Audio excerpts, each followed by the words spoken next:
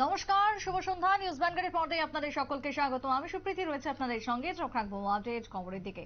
শুরুতেই নজর রাখবো ধর্মনগরের দিকে, যেখানে সনাতনী ধর্মাবলম্বীদের উপর যেভাবে আক্রমণ অত্যাচার চলছে বাংলাদেশে, তার প্রতিবাদে ধর্মনগরে আজকে একটি র্যালির আয়োজন করা হয় এবং বৃহস্পতিবার র্যালিতে উপস্থিত বিএমএস উত্তর ত্রিপুরা অটোরিকশা মজদুর সংঘ, যাদের উদ্যোগেই আজকের এই র্যালি ধর্মনগরের বিভিন্ন পথ পরিক্রমা করে এবং বাংলাদেশের ঘটনার তীব্র নিন্দা প্রতিবাদ। অন্যদিকে চিন্ময় কৃষ্ণ দাসকে নিঃশর্ত মুক্তির দাবি উঠে আসে আজকের এই প্রতিবাদ র্যালির মধ্য দিয়ে। কি বক্তব্য ধর্মনগর থেকে উঠে এসেছে শুনুন। এবং সমস্ত বাংলাদেশের সংখ্যালঘু সম্প্রদায়ের উপর জাগ্রত করো যে নির্মম অত্যাচার চলছে তার বিরুদ্ধে আমরা ভারতীয় মজদুর সংঘের উত্তর ত্রিপুরা জেলা কমিটির পক্ষ থেকে এক বিক্ষোভ র্যালির আয়োজন করেছি।